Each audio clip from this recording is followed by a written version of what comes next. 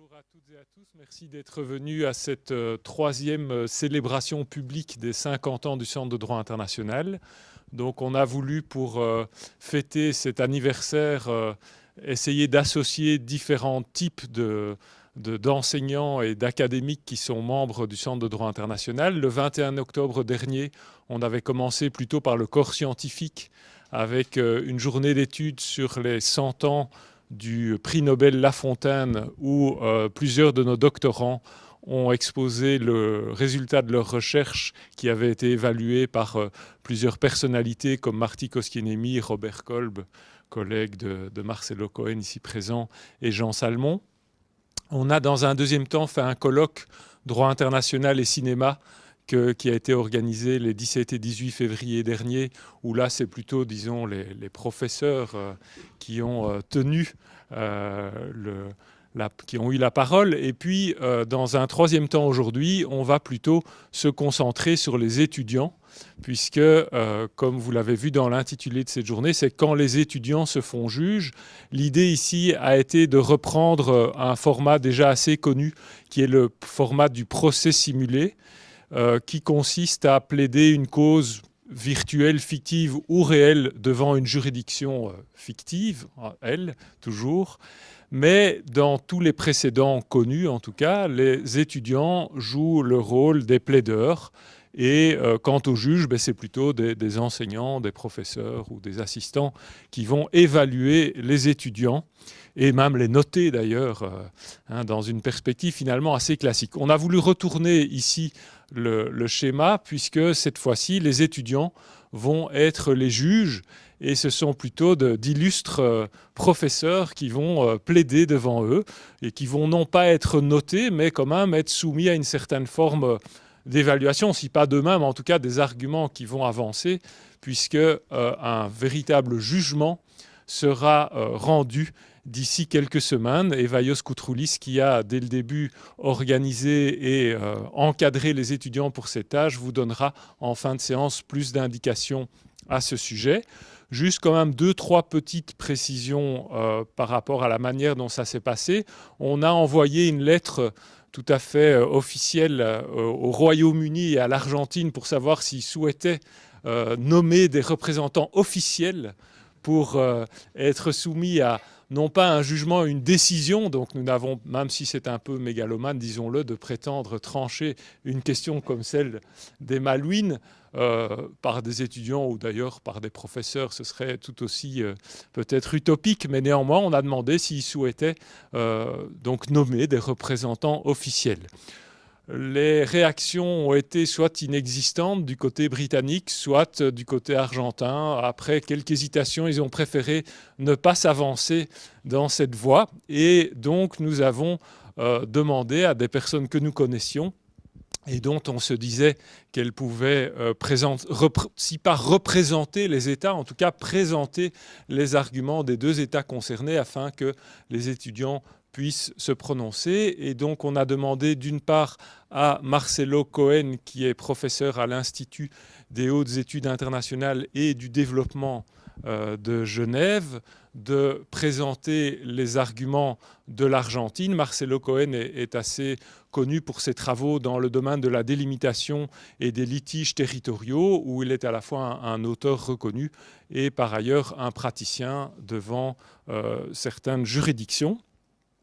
Et on a demandé par ailleurs à Michael Weiber de bien vouloir présenter les arguments du Royaume-Uni, ce qu'il a très gentiment, comme Marcelo, accepté de faire. Et donc, tout à l'heure, peut-être après la séance, après les avoir entendus, soyons prudents, ils seront très chaleureusement applaudis par, je l'espère, par vous tous, parce que sans eux, évidemment, l'exercice aurait été impossible. Et même pour ceux qui ne les connaîtraient pas de manière approfondie, ce sont vraiment deux personnes extrêmement reconnues et compétentes. Et je dirais que les étudiants de ce côté-là sont très, très gâtés de pouvoir bénéficier d'une telle expertise. Alors, je ne vais pas en dire davantage à ce stade-ci. La séance en tant que telle va véritablement commencer et je vais dès lors céder le relais à mon collègue et ami Vaios Koutroulis, qui a donc, comme je le disais, organisé tout ceci de manière très suivie depuis le mois de septembre ou octobre, où on a pris les premiers contacts. Merci. Donc, voilà. Dans ce cadre de ce procès simulé, moi je joue le rôle du greffier. Donc, le tribunal arrivera et la séance va commencer. Donc, le tribunal.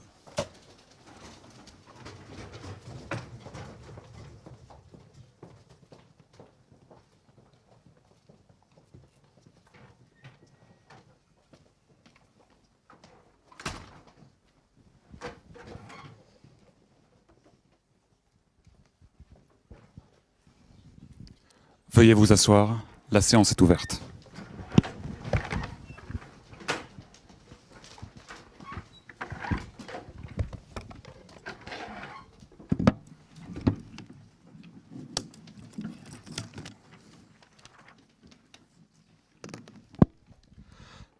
Ce tribunal arbitral est aujourd'hui réuni pour entendre les plaidoiries des parties dans cette affaire concernant la souveraineté sur les îles Malouines et qui oppose le Royaume-Uni de Grande-Bretagne et d'Irlande du Nord à la République argentine. En l'application de l'article 2 du compromis d'arbitrage ayant formé ce tribunal, les parties présenteront successivement leurs arguments concernant une seule et unique question, la souveraineté sur les îles Falklands, Islas Malvinas, îles Malouines en français. Conformément à l'ordre de passage décidé au paragraphe 4 de l'article 4 du compromis d'arbitrage, c'est l'Argentine qui parlera en premier, suivi du Royaume-Uni. Chaque plaidoirie, dont la durée sera fixée à 30 minutes, sera suivie d'une séance de questions. Le tribunal posera au Conseil toutes questions qui leur sembleront nécessaires et leurs conseils auront ensuite 10 minutes pour y répondre. Au terme de ces plaidoiries, nous effectuerons une courte pause avant d'entendre les répliques et les dupliques des deux parties. Ces répliques et dupliques, d'une durée de 15 minutes, seront suivies d'une séance de questions de 5 minutes chacune. Nous pouvons à présent commencer. C'est donc l'Argentine qui sera entendue en premier. Je donne donc la parole à son conseil, M. Marcelo Cohen. Vous avez la parole, monsieur le professeur.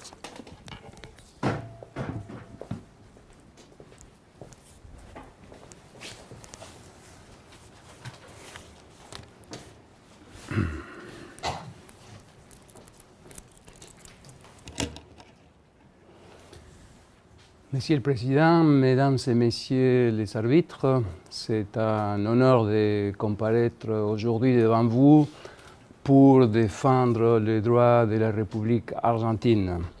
Je l'ai fait avec d'autant plus de plaisir que pour la première fois en 180 ans, avec un bref interrègne de 15 années, le Royaume-Uni se soumet finalement au règlement pacifique de ces différends qui opposent nos deux pays depuis 1883.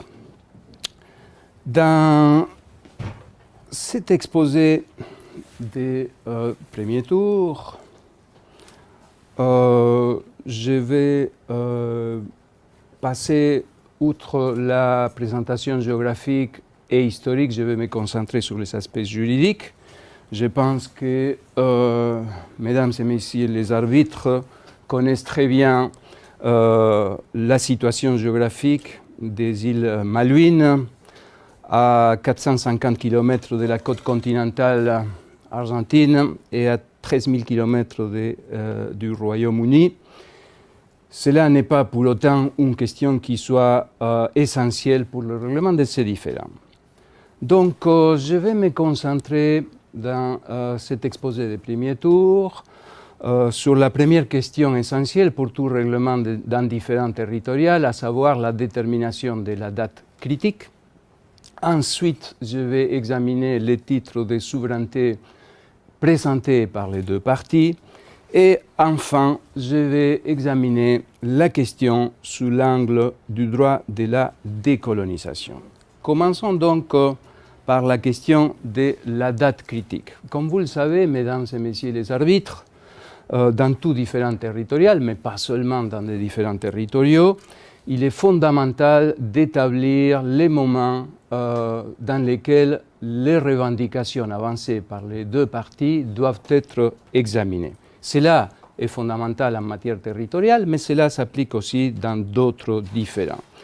L'idée de détermination de la date critique ressort très clairement de la jurisprudence, notamment de la Cour internationale de justice. Vous avez devant vous une analyse spécifique faite par la Cour internationale dans l'affaire Nicaragua-Colombie, mais citant d'autres précédents jurisprudentiels, dans lesquels il est clairement établi que les faits postérieurs à la date critique, les actes accomplis après la date critique, ne peuvent pas être pris en considération afin de produire une modification quelconque de la situation existante à ce moment clé qui est la date critique. C'est la date dans laquelle les positions des parties sont établies, définies et opposées. Donc, en suivant la jurisprudence de la Cour internationale de justice, la date critique dans ces différents, clairement, est le 19 novembre 1829. Pourquoi cette date? Parce que c'est la première protestation britannique faite contre l'exercice de la souveraineté argentine. Donc, à ce moment-là, les positions des parties sont claires. Les deux parties avaient exposé quelles étaient, selon elles, les bases justifiant la souveraineté argentine ou une prétendue souveraineté britannique. Il y a deux textes qui sont fondamentaux, Monsieur le Président, Mesdames et Messieurs les arbitres, que vous connaissez très bien, puisque vous avez aussi les dossiers écrits dans cette affaire. Et ces deux documents fondamentaux, dans lesquels les deux parties expriment clairement leur position, sont le décret argentin de création du commandement politique et militaire des îles Malouines du 10 juin 1829 et la réaction britannique, à savoir la note de protestation du 19 novembre 1829. C'est là où les différences s'est cristallisées. Il y a un exercice de souveraineté argentine et il y a une protestation britannique invoquant l'existence préalable d'une souveraineté britannique. Donc, c'est à ce moment-là que les titres des deux parties doivent être examinés. Vous connaissez donc, je vous ai dit, les deux textes. Pour des raisons de temps, je me permets donc de résumer tous les deux. Les textes du décret argentin du 10 juin 1829 expliquent que la souveraineté argentine découle de la succession au droit de l'Espagne. Comme vous le savez, mesdames et messieurs les arbitres, l'Argentine est un État issu du premier processus de décolonisation, on peut dire, de l'Amérique latine au début du XIXe siècle. Donc l'Argentine a hérité la souveraineté espagnole sur les îles Malouines. Cette souveraineté espagnole était fondée sur la possession effective des îles Malouines, l'ensemble des îles Malouines, par l'Espagne au moment du processus d'indépendance argentin, qui est établi au 25 mai 1810.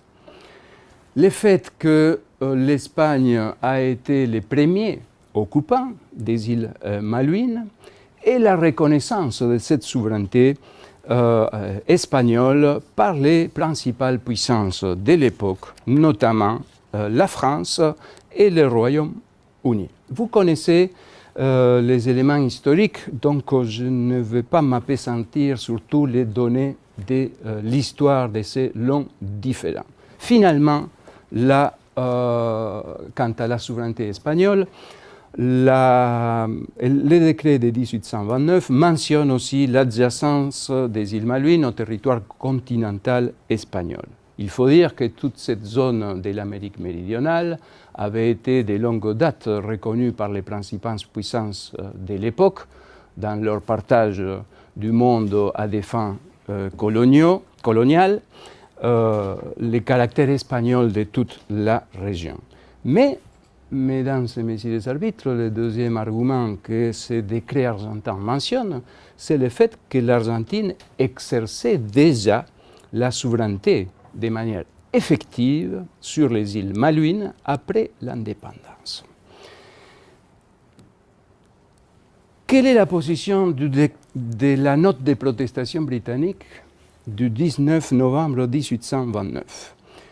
Le gouvernement britannique invoque pour fonder sa prétendue souveraineté sur les îles Malouines la découverte des îles Malouines, soi-disant par des navigateurs britanniques, l'occupation subséquente des îles Malouines, le fait que les Espagnols ont restauré la possession du port Egmont aux Britanniques en 1771, et le fait que quand les Britanniques ont abandonné cet établissement de Port Egmont en 1771, ils l'ont fait en 1774, ils l'ont fait sans l'intention de renoncer à la souveraineté. Permettez-moi, mesdames et messieurs les arbitres, d'examiner tout d'abord les arguments britanniques. Qu'en est-il de la découverte des îles Malouines? Tout d'abord, vous le savez très bien, mesdames et messieurs les arbitres, la découverte à elle seule ne peut conférer la souveraineté sur un territoire. Elle ne constitue que ce que Max Huber appelait un inchoate title dans sa sentence arbitrale de l'île de Palmas. Mais à supposer même que la découverte joue un rôle fondamental, c'est plutôt l'Espagne qui peut revendiquer cette découverte. La preuve, elle existe. Il existe au point de vue cartographique, il existe au point de vue des récits des navigateurs. Vous avez devant vous une carte qui date de 1522. Je crois comprendre que ce n'est pas facile d'identifier l'ensemble des territoires qui sont dans cette carte, mais pour vous faciliter la tâche, même s'il faut se mettre un peu de manière horizontale, vous verrez la côte continentale sud-américaine et les îles Malouines clairement établies. Par ailleurs, en 1540, la première présence humaine de laquelle on a connaissance sur les îles Malouines est celle d'un navire espagnol, l'Incognita, qui verna plusieurs mois aux îles Malouines. Tout cela bien avant, je l'ai dit, bien avant presque 6 décennies ou 5 décennies avant que les Britanniques puissent invoquer une prétendue découverte. Deuxième argument britannique, la restauration de la possession du port Egmont faite par les Espagnols aux Britanniques en 1771 et l'accord hispano-britannique de 1771. Contrairement à ce que les Britanniques invoquent, il ne s'agit nulle part d'une reconnaissance de la souveraineté britannique. Bien au contraire, comme vous pouvez le lire dans les textes, à l'époque on utilisait le français comme lingua franca, les textes de la déclaration espagnole et les textes de la déclaration britannique sont très clairs. Lorsque les Espagnols ont chassé par la force les Britanniques de Port Egmont, il y a eu une atteinte à l'honneur britannique et cette déclaration restitue la possession du port Egmont, mais les Espagnols ont continué à rester sur le reste de l'archipel et il ne s'agit donc d'une restauration de la possession du fort sans nullement affecter la souveraineté espagnole sur les îles Malouines. Par ailleurs, la déclaration britannique le dit très clairement, il s'agit d'une satisfaction de l'injure faite à la couronne du fait d'avoir chassé par la force la présence britannique. Voilà donc ce qui est des arguments, des pauvres arguments britanniques développés 6 décennies plus tard, par ailleurs, après un long silence de plus de 60 ans. Contrairement à la présence ininterrompue des Espagnols aux îles Malouines, qui par ailleurs ont détruit une prétendue plaque laissée par les Britanniques quand ils ont quitté Port Egmont en 1774, ont détruit les installations des Britanniques de Port Egmont et sont allés périodiquement pour vérifier qu'il n'y ait pas de Britanniques sur cette partie des îles Malouines ou ailleurs. Voilà la situation. D'un côté, la présence physique sur le terrain des Espagnols aux îles Malouines, l'absence totale de présence britannique sur les îles Malouines. Et pour résumer la situation au moment de l'indépendance argentine, je pense que plutôt que de vous exposer des textes argentins ou espagnols, rien de mieux qu'un texte britannique. En fait, il s'agit de deux memoranda élaborés à l'intérieur du Foreign Office, dans lesquels il est clairement établi que les Britanniques n'ont fait aucune objection à la possession des îles Malouines par les Espagnols. Et il ne s'agit pas seulement de l'île Soledad, c'est-à-dire l'île Malouine de l'Est, mais de l'ensemble, over the whole group, des îles Malouines. Voyons donc les arguments argentins. Je vous ai déjà expliqué que la découverte est espagnole, que la présence effective est espagnole, que le premier occupant, qui fut français, a cédé cette possession aux Espagnols, donc l'Espagne peut revendiquer le titre de premier occupant. Incontestablement, les îles étaient espagnoles au moment de l'indépendance argentine, mais l'Argentine ne se contenta pas de revendiquer une souveraineté abstraite. Elle a exercé des actes concrets d'effectivité sur ce territoire, parmi lesquels je peux vous mentionner très rapidement une liste très longue d'effectivités argentines et absolument rien du côté britannique. L'allocation des salaires pour la garnison des îles Malouines au moment même de l'indépendance, l'autorisation de la chasse d'amphibies à un navire britannique par ailleurs, une prise formelle de possession des îles Malouines au nom du gouvernement argentin en présence des navires britanniques et en l'absence totale de protestations britanniques, même si cette prise de position a été publiée dans le journal The Times à Londres. Le gouvernement britannique, bien entendu, ne pouvait pas ignorer cette prise de position argentine. L'application de la législation, les concessions des terres et du bétail, des franchises fiscales, la nomination des fonctionnaires publics. Je vous rappelle tout simplement que cette première protestation britannique, très tardive par ailleurs, après une décennie ou plus d'actes concrets d'exercice d'autorité argentine, cette protestation est due au fait de la création du commandement politique et militaire, du fait d'avoir nommé un commandant politique et militaire. Donc, il y a tout un ensemble d'effectivités argentines qui témoignent de la souveraineté argentine.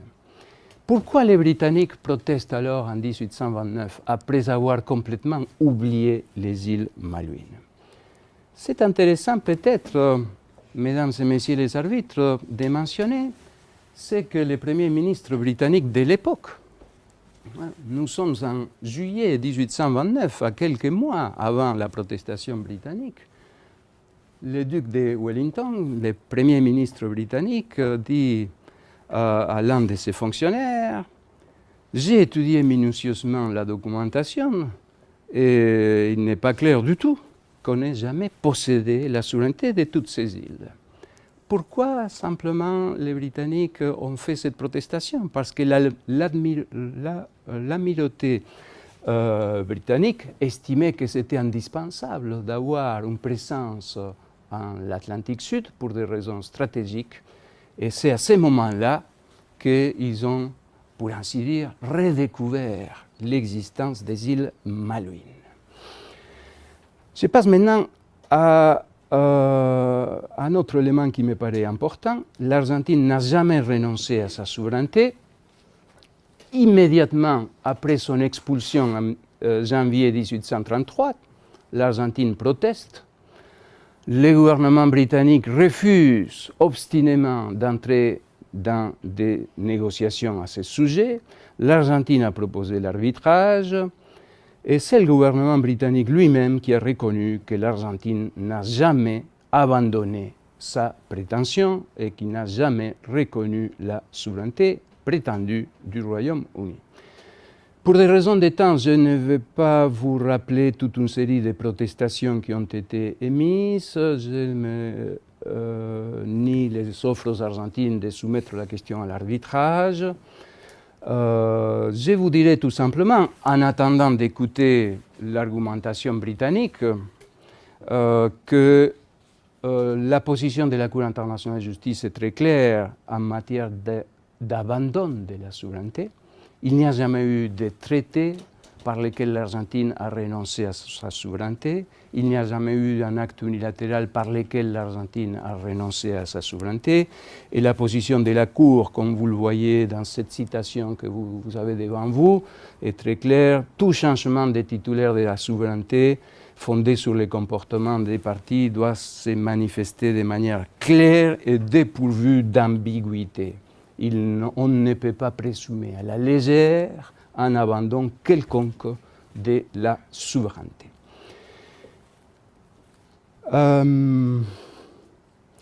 Je ne sais pas, mesdames et messieurs les arbitres, si le gouvernement britannique, ici représenté par mon distingué collègue et ami, va argumenter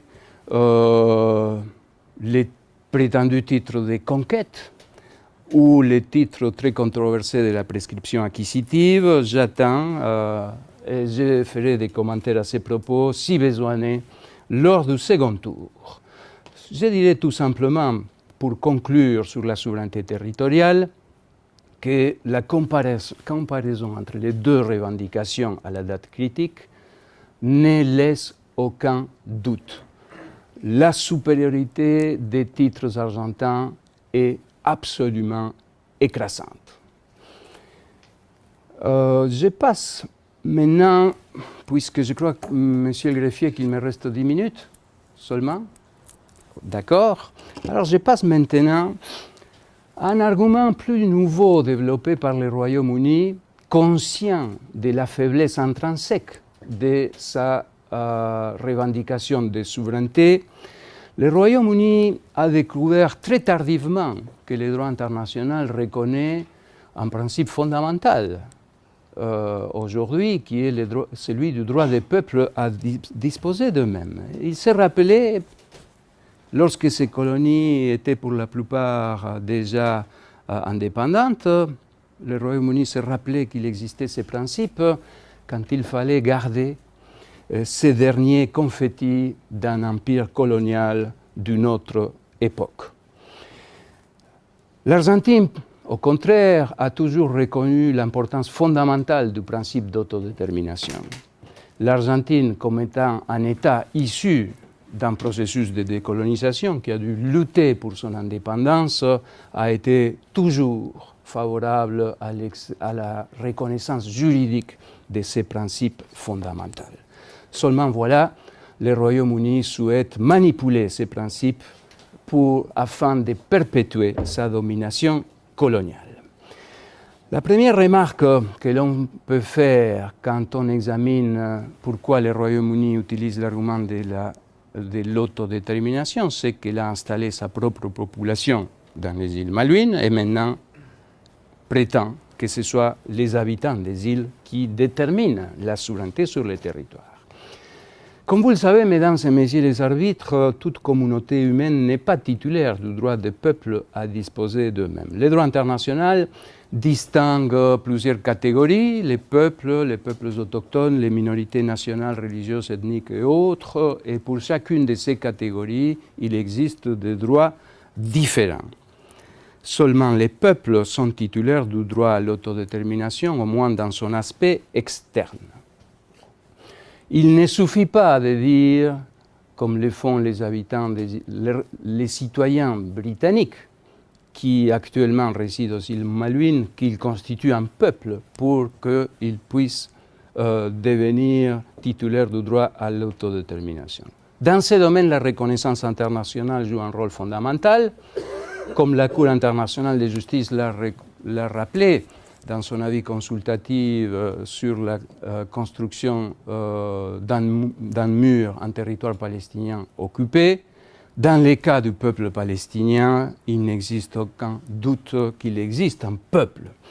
Et la Cour internationale de justice, dans un autre avis consultatif, celui du Sahara occidental, examinant plus spécifiquement l'application du principe d'autodétermination, la Cour examine la pratique de l'Assemblée générale et constate que parfois l'Assemblée générale n'a pas demandé la consultation de la population d'un territoire non autonome comme manière de mettre fin à la situation coloniale.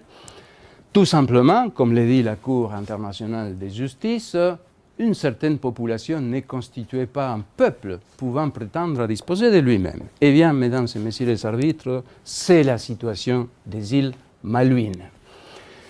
Vous connaissez très bien la résolution 1514 de l'Assemblée générale et les deux principes de base pour la décolonisation, le principe de libre détermination, mais aussi le principe du respect de l'intégrité territoriale des États. Parce que nous sommes ici en présence d'un cas typique de colonialisme territorial. Et je vous rappelle aussi, mesdames et messieurs les arbitres, que ce n'est pas la puissance coloniale qui détermine la manière dont un territoire colonial doit être décolonisé, ce n'est pas ces puissances qui déterminent qu'un territoire a cessé d'être non autonome, ce sont les Nations Unies et ses organes compétents, à savoir l'Assemblée générale et son organe subsidiaire, le comité de décolonisation. Dans le cas des îles Malouines, la doctrine des Nations Unies est très claire. L'Assemblée générale a estimé qu'il s'agit d'une situation spéciale de colonialisme. Il faut appliquer par conséquent les règles de décolonisation. Mais la manière de mettre fin à cette situation coloniale, c'est le règlement du différend entre le gouvernement de l'Argentine et du Royaume-Uni. Tout simplement en tenant compte des intérêts de la population, mais sans que l'Assemblée reconnaisse une quelconque application du principe d'autodétermination aux habitants des îles Malouines. Le contraste est clair avec d'autres résolutions de l'Assemblée générale, comme par exemple le Timor oriental, dans lequel la reconnaissance du droit du peuple de Timor oriental est explicitement mentionné et de manière sans équivoque. Plusieurs résolutions des Nations Unies se réfèrent aux îles Malouines et aucune ne fait référence au principe de libre détermination, mais seulement de tenir compte des intérêts et pas des souhaits de la population locale. Parce que, mesdames et messieurs les arbitres, l'Argentine, bien entendu, reconnaît les droits fondamentaux des résidents actuels des îles Malouines. Tout simplement, ce sont des citoyens britanniques qui se trouvent en territoire argentin. Donc, je pense que je n'ai pas beaucoup de temps. Monsieur le greffier, combien de temps il me reste encore? Combien? 5 minutes. Je vous rappellerai tout simplement, mesdames et messieurs les arbitres, que lorsque le Royaume-Uni a prétendu inclure la référence à la libre détermination ou l'autodétermination des peuples dans des résolutions sur les îles Malouines, ces amendements ont été rejetés.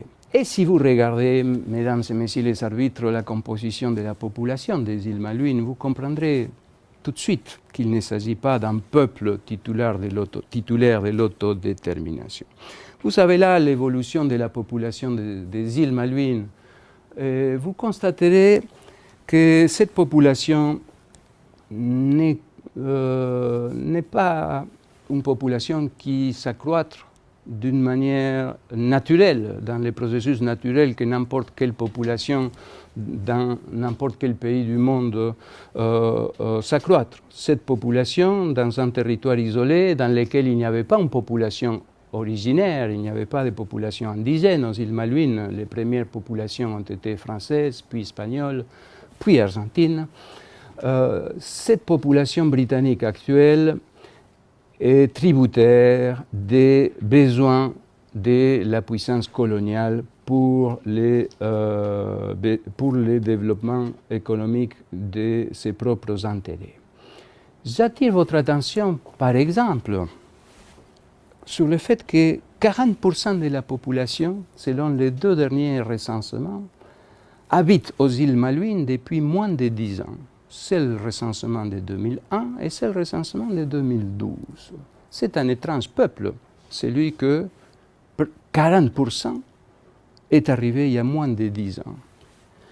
Et ce sont des citoyens britanniques pour la plupart, et ce sont les citoyens britanniques qui peuvent voter uniquement. Par ailleurs, si vous regardez, comme vous le savez, il existe une base militaire établie par le Royaume-Uni après 1982. 15% de la population actuelle réside dans la base militaire. Je ne compte pas, mesdames et messieurs les arbitres, les 1000 et quelques soldats britanniques qui sont établis. Je n'aurai pas le temps de vous parler des inconsistances britanniques dans les principes d'autodétermination, mais je vous dirai tout simplement que les Nations Unies n'ont jamais reconnu l'existence d'un peuple séparé, que le défaut originel de cette thèse britannique est le fait qu'ils ont expulsé l'Argentine du territoire, ils se sont opposés à régler le différend, ils ont établi leur propre population, ils ont contrôlé la démographie du territoire, et après ils viennent vous parler de un droit à l'autodétermination. Si un peuple victime il y a, mesdames et messieurs les arbitres, de l'action coloniale, c'est le peuple argentin. Pour conclure, je pourrais vous mentionner aussi, au lieu de textes argentins, des textes britanniques. Et si on revient à la date critique, un fonctionnaire du Foreign Office disait qui avait les meilleurs titres ou la meilleure revendication au moment clé. Lui disait, sans aucun doute, la République argentine. Il en va de même pour d'autres, mais je citerai en particulier quelqu'un que vous connaissez très bien, mesdames et messieurs les arbitres, puisque c'est un ancien juge à la Cour internationale de justice. Quand il était conseiller juridique au Foreign Office, il disait notre cas présente certaines faiblesses et il vaut mieux ne pas les soumettre à l'arbitrage. C'est la raison pour laquelle je suis particulièrement heureux aujourd'hui. Mais il disait, pour ce qui est de la Cour permanente à l'époque, qu'ils étaient protégés par une réserve ratione temporis qui par ailleurs existe toujours. Et pour conclure, Monsieur le Président, Mesdames et Messieurs les arbitres, je voudrais conclure avec la fin d'un ouvrage dû à un professeur états-unien qui a très sérieusement étudié la question des îles Malouines, Julius Goebel, The Struggle for the Falkland Islands, et dans ma traduction, il disait, pour finir, les droits que les États ont construits avec tant d'efforts afin de gouverner leurs relations est un héritage trop précieux pour être subordonné aux objectifs impérialistes de n'importe quelle nation. Je vous remercie, Monsieur le Président. Merci, Monsieur le Professeur. Je vais donc maintenant passer la parole à mes estimés collègues qui vont vous poser, vous pouvez rester, qui vont vous poser quelques questions. Je vais commencer par passer la parole à Madame l'arbitre Brex. Merci. Monsieur le Président, Monsieur, vous insistez beaucoup sur le fait que l'ONU n'a jamais octroyé le droit à l'autodétermination aux habitants des îles Falkland. Pourtant, les îles Falkland, les îles Malouines, pardon, sont inscrites sur la liste des territoires non autonomes de l'ONU. Est-ce que quelque part, ils n'ont pas un droit à l'autodétermination ? Monsieur le Président, je réponds tout de suite ou j'ai... Si vous voulez bien. Oui, d'accord. Ensuite, je vais passer la parole à Madame l'arbitre Jordens. Merci, Monsieur le Président. Nous aurions aimé savoir si l'Argentine envisage ou non une éventuelle souveraineté partagée et dans l'affirmative, sous quelle forme? Merci. Je passe à présent la parole à Monsieur l'arbitre Dupont. Merci, Monsieur le Président. Nous voudrions également savoir si l'Argentine envisagerait la question d'une indépendance totale des îles Malouines, c'est-à-dire indépendamment du Royaume-Uni et de l'Argentine. Je passe la parole à Madame l'arbitre Boril. Merci, Monsieur le Président. Monsieur, vous avez invoqué certaines effectivités de l'Argentine sur les îles Malouines. Nous voudrions savoir si l'Argentine peut se prévaloir d'effectivités après la date de 1829. Merci. Et enfin, je vais passer la parole à Madame l'arbitre Hofer. Merci. Vous avez beaucoup insisté sur la valeur, sur les résolutions des Nations Unies, notamment la résolution 2065. On aimerait savoir quelle est sa valeur juridique et en quoi est-ce qu'elle est opposable au Royaume-Uni. Enfin, je vais aussi vous poser une petite question. J'aurais voulu savoir, vous citez plusieurs lettres, notamment du duc de Wellington à Sir George Murray, et je me demandais quelle était la valeur juridique exacte que vous attribuez à ces lettres. Est-ce que ce ne serait pas plutôt simplement des lettres entre ces personnes, des réflexions qu'elles ont eues, plutôt qu'une véritable déclaration? Merci. Y a-t-il d'autres questions? Ce sera tout. Bien, merci, Monsieur le Président. Je crois comprendre, Monsieur le greffier, que j'ai 10 minutes pour répondre à 6 questions. Première question.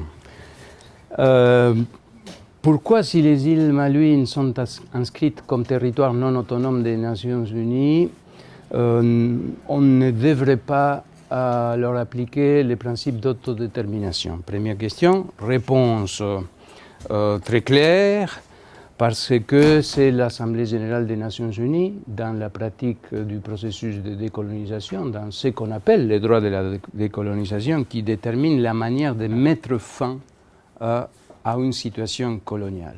Parfois, l'Assemblée générale a appliqué les principes d'autodétermination, parfois, il ne l'a pas fait. Cela veut dire que pas tout territoire non autonome est soumis au processus de décolonisation par le biais de l'application du principe d'autodétermination.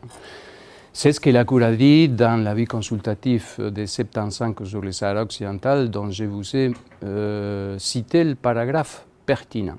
La Cour a constaté que parfois l'Assemblée générale n'a pas estimé nécessaire de consulter des populations. Parfois pour des raisons X, parfois parce qu'il n'y avait pas un peuple. La question fondamentale, c'est est-ce qu'il existe un peuple ou non séparé. C'est pourquoi j'ai dit, si autodétermination il faudrait que ce soit celle du peuple argentin sur l'ensemble de son territoire. Bon, je pourrais ajouter d'autres éléments de la pratique des Nations Unies à cet égard, mais je n'aurai pas le temps de répondre aux autres questions. Deuxième question, souveraineté partagée. L'Argentine est-elle prête à accepter une souveraineté partagée? Vous êtes ici censé déterminer si les îles sont argentines ou britanniques. Et par conséquent, quand votre tribunal rendra son arrêt, les parties sauront si les îles relèvent de la souveraineté argentine ou si elles relèvent de la souveraineté britannique. Cependant, mesdames et messieurs les arbitres, l'Argentine a toujours manifesté sa volonté de parvenir à un règlement négocié dans lequel les intérêts de la population actuelle soient pris en considération, leur mode de vie respecté, et des formules différentes pourraient être envisagées, comme par exemple ce que les Britanniques se sont daignés conclure avec la République populaire de Chine à l'égard de Hong Kong. Comme vous le savez, Hong Kong constitue une partie intégrante de la Chine, mais soumis à un régime d'autonomie spécial. Et l'Argentine est toujours prête à ce genre d'arrangement. Pour ces mêmes raisons, je dirais que c'est difficile d'envisager l'indépendance des îles Malouines. Et même, on pourrait se poser des questions sur la viabilité d'un État indépendant, comme dans le cas des îles Malouines, avec une population de moins de 3000 habitants. Les actes argentins après 1833, c'est la quatrième question qui m'a été posée. Effectivement, après, quand l'Argentine perd la possession du fait de l'expulsion par la force par le gouvernement britannique en 1833, l'Argentine a protesté, mais dans son comportement a toujours considéré les îles comme étant faisant partie de l'Argentine. Par exemple, juste pour vous donner des exemples, l'Argentine applique pour ce qui est de la nationalité le principe du ius soli. Par conséquent, toute personne née aux îles Malouines a la nationalité argentine. Cette personne n'a pas besoin de demander une quelconque naturalisation. Elle est argentine dès par sa naissance. Il existe plein de cas concrets dans cette situation. Mais l'Argentine a également conclu toute une série d'accords dans lesquels revendique la souveraineté sur les îles Malouines et l'a manifestée dans diverses organisations internationales. Je tiens à vous dire que l'Argentine bénéficie d'une large reconnaissance internationale de sa souveraineté. La plupart des pays du monde reconnaissent la souveraineté argentine et ne reconnaissent pas la souveraineté britannique. Cinquième question, c'était la valeur juridique de la résolution 2065. Oui, parce que comme vous le savez, mesdames et messieurs les arbitres, les résolutions de l'Assemblée générale, en règle générale, ne sont que de simples recommandations. Mais il existe une pratique claire des Nations Unies dans le domaine de la décolonisation, selon laquelle c'est l'Assemblée générale l'organe qui décide quel territoire est ou non autonome. Comme vous le savez peut-être, l'année passée, l'Assemblée générale a décidé que la Polynésie française est un territoire non autonome. Et c'est une décision faite par le biais d'une résolution. Comme il s'agit d'une résolution adoptée dans le contexte de la décolonisation, on peut estimer que c'est quelque chose qui va au-delà d'une simple recommandation. Il en va de même donc pour la résolution 2065, qui est la première résolution qui établit la manière de mettre fin à la situation coloniale des îles Malouines. La première résolution des Nations Unies explicite sur la question des Malouines. Sixième question, c'était la valeur juridique des documents internes, des lettres internes. Je me suis en effet référé à plusieurs reprises à des documents internes. Bien entendu, je n'ai pas prétendu que les îles Malouines sont argentines parce que le duc de Wellington a exprimé des doutes. Tout simplement, ces documents témoignent des points de vue à l'intérieur du propre gouvernement britannique, dans lesquels on disait, je ne sais pas, et c'est le Premier ministre d'ailleurs qui exprime des doutes sur l'existence d'une quelconque souveraineté britannique, ou des fonctionnaires, et pas des moindres, comme Sir Gerald Fitzmaurice et autres. Donc, il ne s'agit tout simplement que des points de vue à l'intérieur du gouvernement britannique, et ce n'est que dans ce sens-là que j'ai laissé mentionner.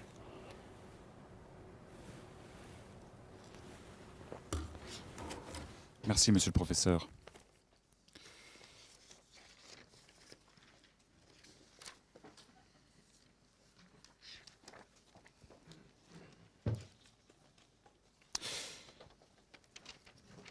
Je vais à présent donc passer la parole au Royaume-Uni et à son conseil. Monsieur Michael Weibel, you have the floor, sir.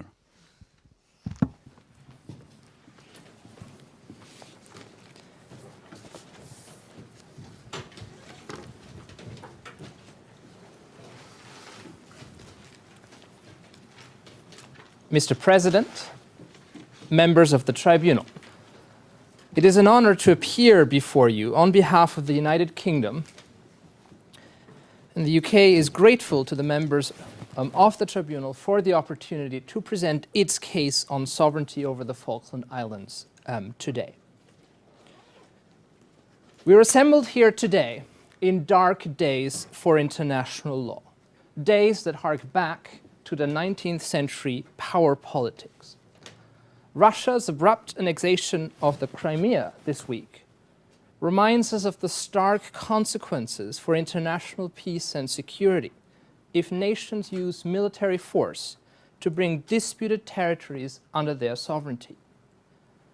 Such actions are, without exception, inimical to international peace and security. It is precisely this what Argentina did in 1982, launching an unprovoked and unlawful invasion of the Falkland Islands, with the aim of wresting control of these islands under the control of the United Kingdom at that time for more than 170 years. And to do that by force of arms rather than negotiation or dialogue. The UK had no choice and every right to use self-defense to repel that invasion. Now, of course, the parallels between the Falklands and Russia and Ukraine today are not perfect. And in particular, the balance of military power is different. Ukraine today does not have a realistic possibility of using military power in self-defense, which the UK did have against Argentina's unlawful invasion. But the balance of military power, members of the Tribunal, Mr. President, should not determine territorial claims in the 21st century. The unanimous view in the international community is that Argentina's invasion of the Falklands violated the prohibition against the use of force enshrined in the UN Charter, one of the most fundamental norms of international law. Argentina's attempt to invoke historical rights fell on silent ears within the international community, at the United Nations and elsewhere, both among developed countries and developing countries. It would set a very bad and dangerous precedent for a whole host of other territorial disputes. It would open a Pandora's box if nations would be allowed to use military force to recover territory that they feel belongs to them on some vague basis of past association or cultural or religious ties. Precisely because territorial disputes often touch on national pride and emotion. Peace in the world would become precarious. And the international community has declared in one single voice in reaction to Argentina's invasion of the Falklands that this is inimical to international peace and security. Countries should not be rewarded for using military force. But that is precisely what would happen if sovereignty would be awarded to Argentina vis-à-vis the Falklands. And that is, I remind you, a war that took place merely 3 decades ago. Now this, by way of background, Mr. President and members of the Tribunal. I will now show that the UK's case on sovereignty over the Falkland Islands is very strong. In fact, it is much stronger than Argentina's case. My learned friend has referred to Judge Fitzmaurice, who recognized that there may be certain weaknesses in the UK's case for sovereignty over the Falklands. That may be true, but I will show that the case that Argentina can make suffers from fundamental weaknesses. And according to the important principle of relativity of titles, it is the country that shows a stronger title on balance, that is entitled to sovereignty. The UK will show that it can rely on no fewer than 3 bases of title to the Falklands. And in addition, it can rely on the valid exercise of the right of self-determination by the Falkland Islanders, expressed as recently as 2013, with an overwhelming majority of 99.8% of Falkland Islanders voting in favor of continued association with the United Kingdom. This crucial fact has not been mentioned by my learned friend. And I will return to this critical issue of self-determination in due course.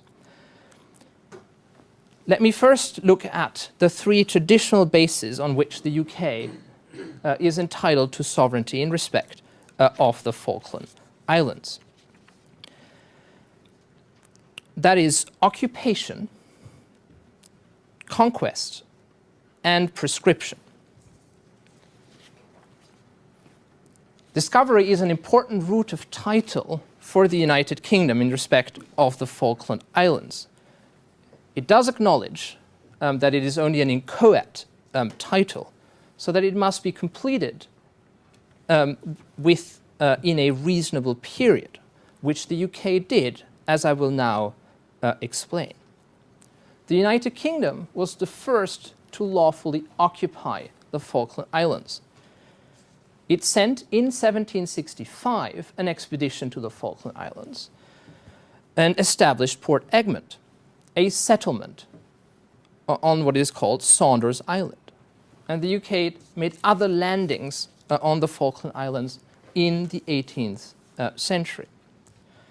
And on this basis, the United Kingdom acquired sovereignty over the Falkland Islands by occupation. There are 3 elements for occupation to give title: intention, actual possession, and terra nullius. And the UK meets these 3 requirements. The first requirement is that the UK had the intention to act as a sovereign in respect of the Falkland Islands. This refers to acts in support of sovereignty, and the UK can point to such acts. The expedition that I just mentioned, and the establishment of Port Egmont. At Port Egmont, the commanding military officer, Captain Byron, recorded, and I quote, "Of this harbour and all the neighbouring islands, I took possession for His Majesty King George, the Third of Great Britain, by the name of the Falkland Islands." The UK also meets the second requirement, that is actual possession. Now that is a variable criterion and depends on the circumstances. But it is clear that the establishment of a settlement at Port Egmont meets the requirement of having actual possession. And it is recognized, it was certainly recognized in state practice at the time, that a lesser degree of actual possession was required in respect of remote and uninhabited islands. The UK therefore had actual possession of the islands. The third requirement is that the territory concerned is terra nullius. The Western Sahara Advisory Opinion tells us that terra nullius is a territory that belongs to no one. It refers to territory where there is no state sovereignty exercised over it. And the Falkland Islands at the relevant time were terra nullius. No state at the time of the expedition and the establishment of the settlement at Port Egmont had acquired sovereignty over it. By the time Argentina claims to have occupied the islands were no longer terra nullius. And for that reason, Argentina certainly fails on the third basis for acquiring title on the basis of occupation. The only way, and my distinguished friend has failed to make out that case, in which Argentina could have acquired title by way of occupation is if the United Kingdom had abandoned the islands. But this the United Kingdom had not done. The United Kingdom, and that is acknowledged, did leave the island temporarily in 1774, but expressing an intention to continue the sovereignty over the islands. As a result, the United Kingdom never abandoned sovereignty over the islands, and the islands were not at the relevant time terra nullius. That brings me to the second basis of title for the United Kingdom, and that is conquest. The United Kingdom retook the Falkland Islands by military force in 1833, expelling an Argentine garrison. Now, it is critical to the UK's case that at the time, in 1833, this was not an unlawful use of military force. And that contrasts with the position in 1982, where, as I've explained, there is unanimous agreement that Argentina engaged in an unlawful use of military force. International law goes with the time, but we don't roll back thousands of territorial claims just because international law changes over time. This is the importance of the intertemporal rule in the law on territory. The law that is generally applied is the law that prevailed at the time the acts in question occurred. In the famous words of arbitrator Huber, in the Island of Palma's case, a juridical fact must be appreciated in light of the law contemporary with it, not the law in force at the time when a dispute in regard to it arises or falls to be settled.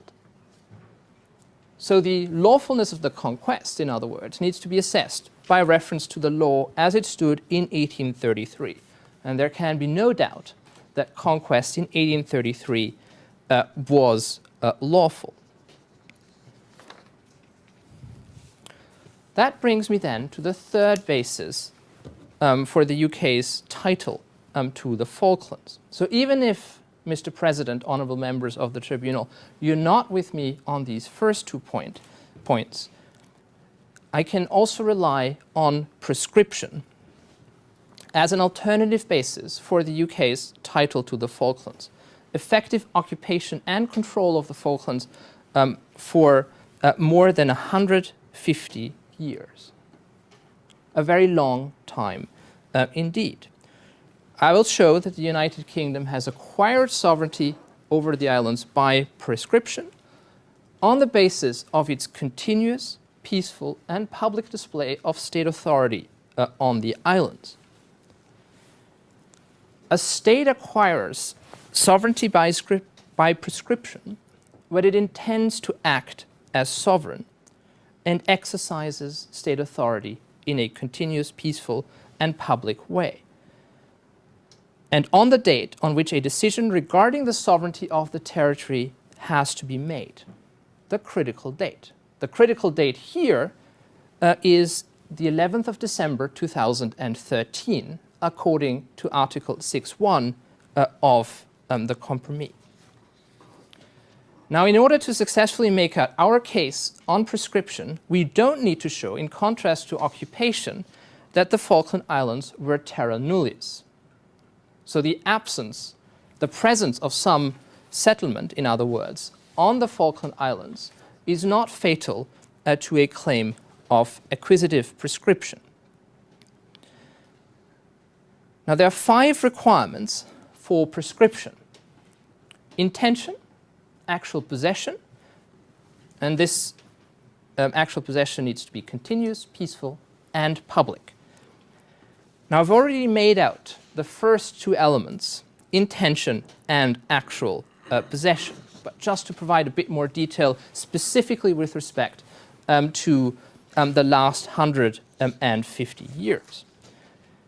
The United Kingdom has, acted as sovereign, it has enforced over more than 150 years its laws in the Falkland Islands. It has appointed a succession of governors to govern in the Falkland Islands, and it has controlled throughout this period the constitutional arrangements in the Falkland Islands. The UK has retained exclusive authorities in matters of defence and foreign affairs with respect to the islands. The United Kingdom's exercise of authority in respect of the Falkland Islands was continuous. From the early 19th century up to the present day, the United Kingdom has exercised authority on an ongoing basis.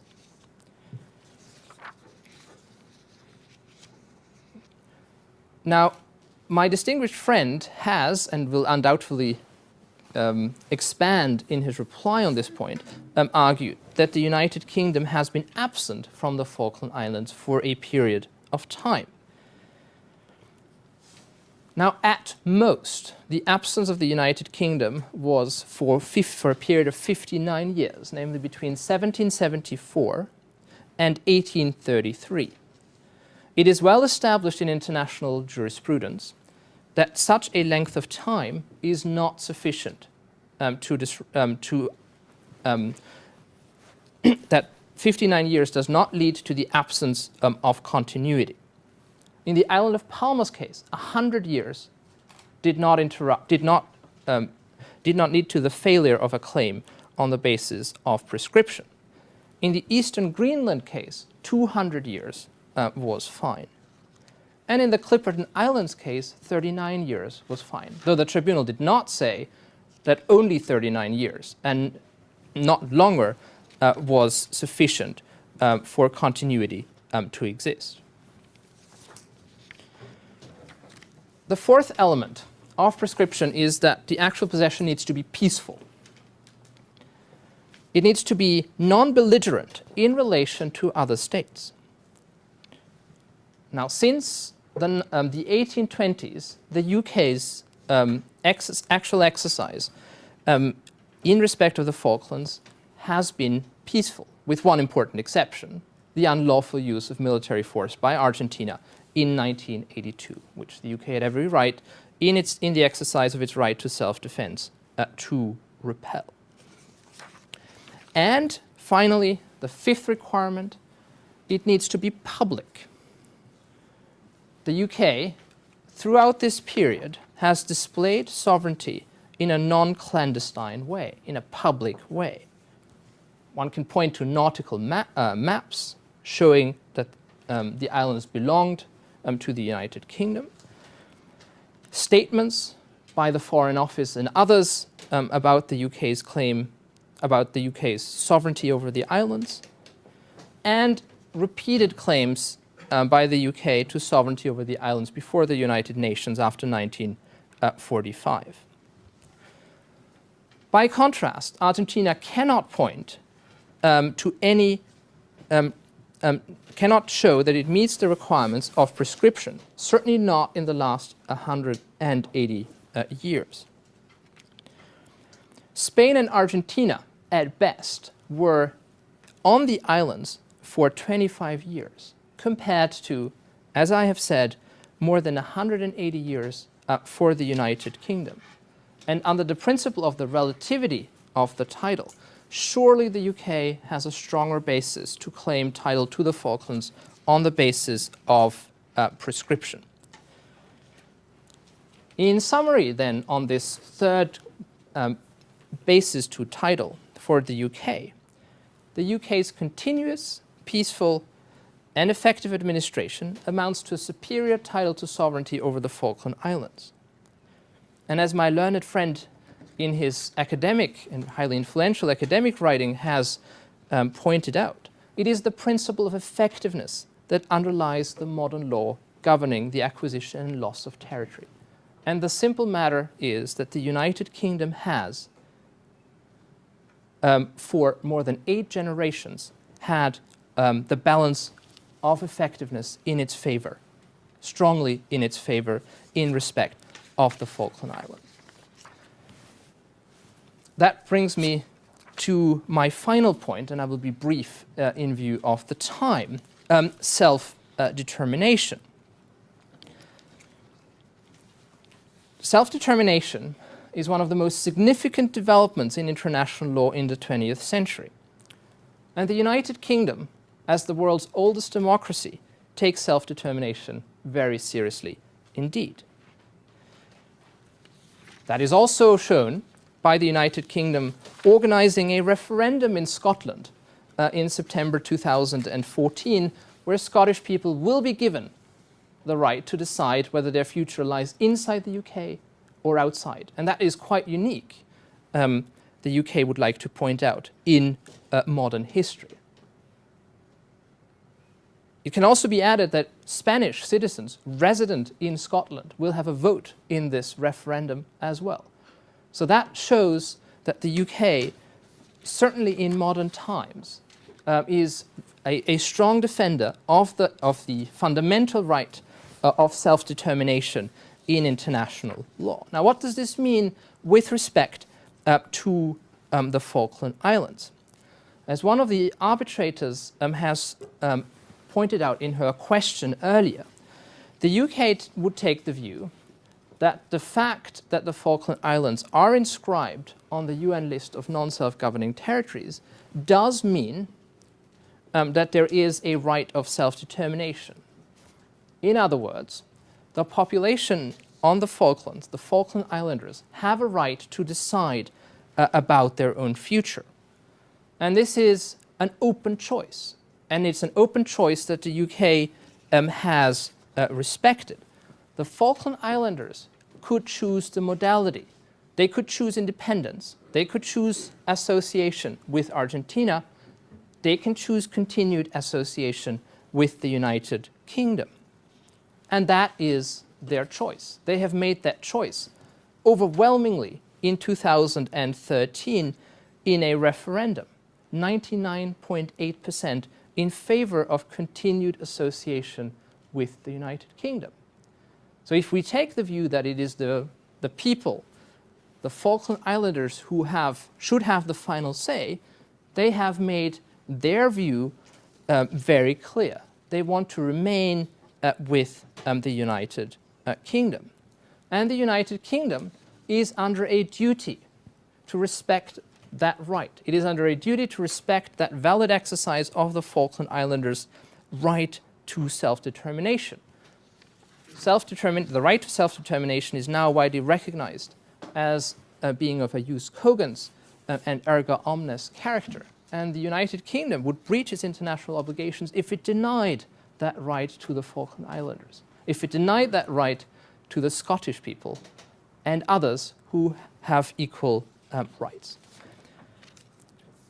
Mr. President, members of the Tribunal, I have shown that the United Kingdom, on balance, has the far stronger case to title over the Falkland Islands, not least in light of modern developments on the law on self-determination. The Falkland Islanders have spoken loudly and clearly that they wish to remain with the United Kingdom, and you should respect that choice. Thank you. Thank you, Professor. We are now going to ask you some questions.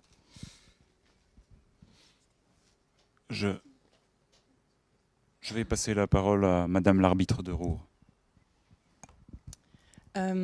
Est-ce que vous considérez que l'on peut appliquer les résolutions 1514 et 1541 au Malouines ?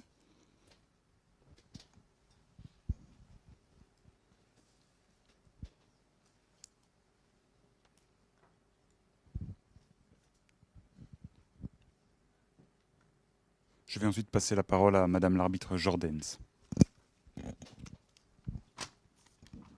Merci, Monsieur le Président. Bien que vous ayez répondu donc, pour la question de l'indépendance, nous aurions voulu savoir, de même que pour l'Argentine, si une souveraineté partagée est envisageable ou non, et si oui, sous quelle forme.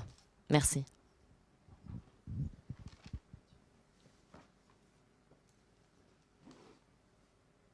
Je vais maintenant passer la parole à Madame l'arbitre Hofer.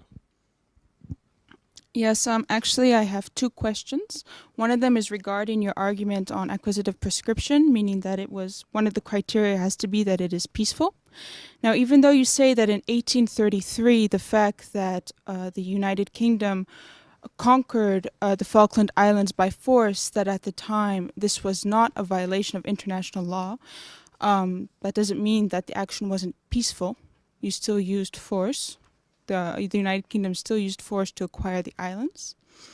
And I would just like to highlight also, we would like to highlight the fact when we apply Resolution 1514, aren't we bound by the practice of states, meaning that that resolution, the right to self-determination, is only applicable to certain populations? Thank you.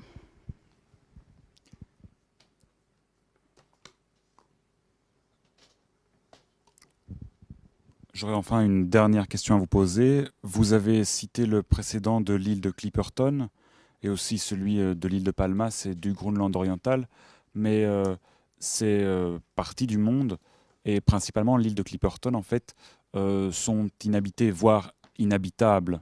L'île de Clipperton est un tout petit atoll de quelques kilomètres carrés. Est-ce que vous considérez qu'on peut appliquer de la même façon cette prescription aux îles Malouines qu'à des îles comme Clipperton? Y a-t-il d'autres questions? Merci. Thank you. Mr. President and members of the Tribunal, I will respond to these questions in turn. On the first question, now my learned friend has referred on a number of occasions to the Falkland Islands as arising out of a colonial context. We think it is incorrect to refer to the Falkland Islands as arising in a colonial context. Notwithstanding, we do accept, of course, that the Falkland Islands are inscribed in the list of non-self-governing territories. The fact of the matter is that the Falkland Islands, the relevant historical origins of this dispute, occurred between two European colonial powers, Spain and the United Kingdom. It is misleading, therefore, to speak about the Falkland Islands as being in a colonial context. The second question concerned whether the United Kingdom could envisage a shared sovereignty over the Falkland Islands. Now that is taking me beyond the brief of my government, so I will probably not ultimately be able to give you a fully satisfactory answer. But on one point, I would like to point out the following.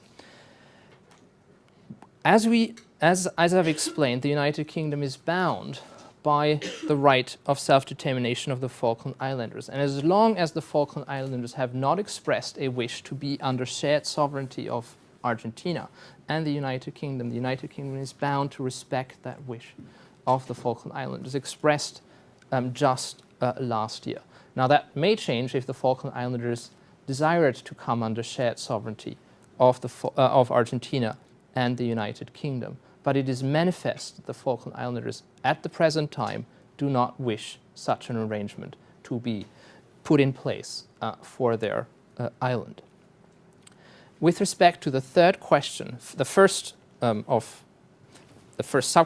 of the third question about acquisitive prescription, the United Kingdom would like to point out in this respect that an important difference needs to be drawn between conquest, which was the second basis of title that the United Kingdom relied on, and of course conquest, by definition, is not peaceful. But separate from that is acquisitive prescription, and here we look at whether the actual possession of the territory over the of the relevant period is peaceful. And here the submission of the United Kingdom is that this possession has been peaceful, with the single exception, but this is not the fault of the United Kingdom, of the 1982 war. Your second sub-question was about Resolution 1514 and the definition of people. The United Kingdom takes the view, as it has taken in other sovereignty disputes, including in Gibraltar, for example, that the Falkland Islanders are a people They have a distinct cultural identity. They have lived there for generations. And it is not solely the decision of the United Nations to decide when a people exists. As such, the Falkland Islanders have a right to self-determination. Finally, on Mr. President's question, whether we can rely on Clipperton, the UK believes it can. We don't see any fundamental qualitative difference between the case of the Clipperton Islands and the case of the Falklands. It's a matter of degree, not a qualitative fundamental difference. Thank you, Professor. Avant que le tribunal n'entende les répliques et dupliques des parties, nous allons faire une courte pause d'un quart d'heure. La séance est suspendue pour 15 minutes. Le tribunal.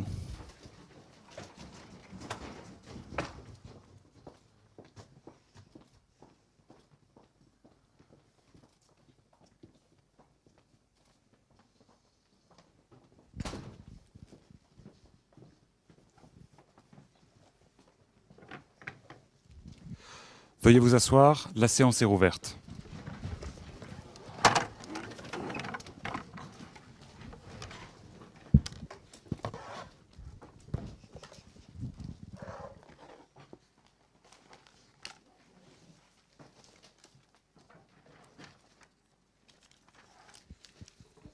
Je vais donc maintenant immédiatement passer la parole à Monsieur le professeur Marcelo Cohen pour la réplique de l'Argentine. Vous avez la parole, Monsieur le professeur.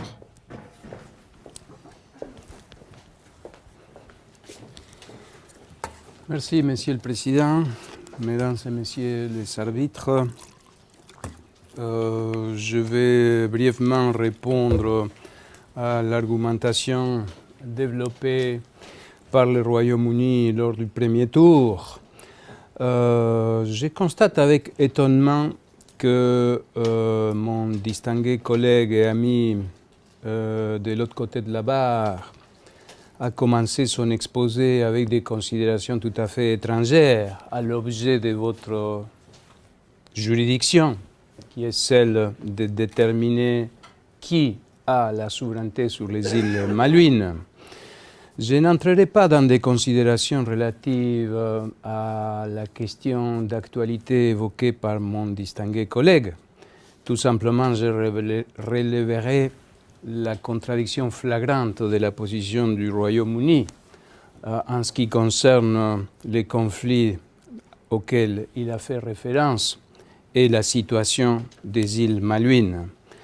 Je me réjouis de savoir que, de la même manière que le Royaume-Uni s'est rappelé qu'il existait un principe d'autodétermination des peuples à un certain moment, tardif, il est vrai, maintenant le Royaume-Uni se rappelle de l'importance du principe du respect de l'intégrité territoriale.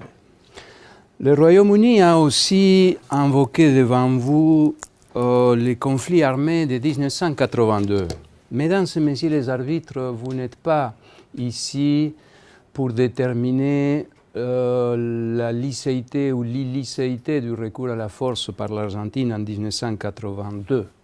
Par ailleurs, tous les gouvernements démocratiques qui se sont succédés depuis 1983 jusqu'à maintenant ont reconnu les caractères illicites du recours à la force par le régime dictatorial argentin de l'époque, mais ce recours à la force n'a en rien changé la situation en ce qui concerne la souveraineté des îles, comme le propre Royaume-Uni l'a reconnu quand il est allé au Conseil de sécurité en avril 1982 et a obtenu la résolution 502 grâce au fait que le représentant britannique, Sir Anthony Parsons, avait reconnu qu'il ne venait pas là pour demander que l'on règle la question de souveraineté, mais simplement pour condamner le recours à la force. Par ailleurs, la même année 1982, l'Assemblée générale des Nations unies a réitéré sa doctrine en matière de décolonisation des îles Malouines,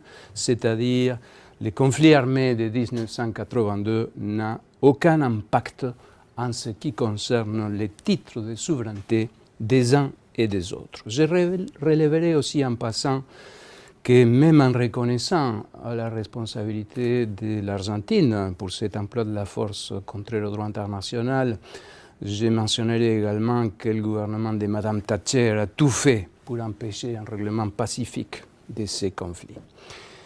Je viens maintenant aux arguments développés par la partie adverse. Et je suis vraiment étonné, Monsieur le Président, Mesdames et Messieurs les arbitres, de la façon un peu tordue dans laquelle le Royaume-Uni a présenté les faits tels qu'ils se sont déroulés dans l'histoire. Premièrement, parler des premiers occupants. Il est évident, et c'est un fait incontestable, que le premier occupant des îles Malouines, ce fut la France. D'où d'ailleurs le nom des îles Malouines. Et que c'est les Français qui, les premiers, se sont établis en 1764. À aucun moment, je dis bien, mesdames et messieurs les arbitres, à aucun moment la présence britannique a été première ou exclusive. Quand les Britanniques se sont établis à Port Egmont, il y avait déjà une présence humaine préalable et une occupation effective préalable. Et cette occupation française, comme je l'ai dit lors du premier tour, a été transférée à l'Espagne. Donc c'est l'Espagne qui peut revendiquer les droits du premier occupant. Les autres arguments développés par mon distingué collègue pour justifier ce titre d'occupation ne résistent pas l'analyse. Il est évident que l'abandon britannique en 1774 et le long silence qu'il a suivi ne peut justifier la souveraineté britannique en 1829 ou 1833. Il y avait une présence effective espagnole. La fameuse plaque tant de fois alléguée par les Britanniques a été retirée par les Espagnols et les Britanniques n'ont rien fait, rien protesté.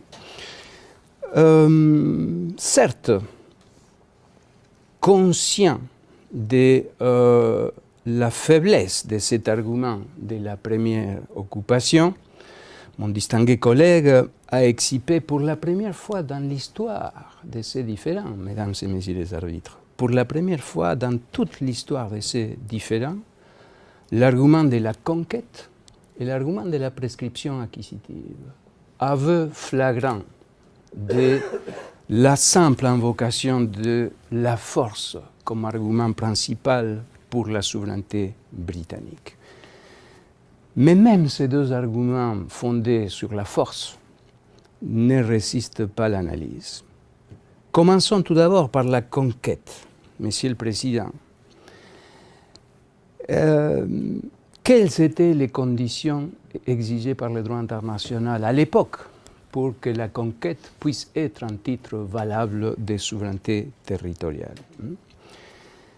Le droit international imposait trois conditions que mon distingué collègue, bien entendu, ne vous a pas mentionnées.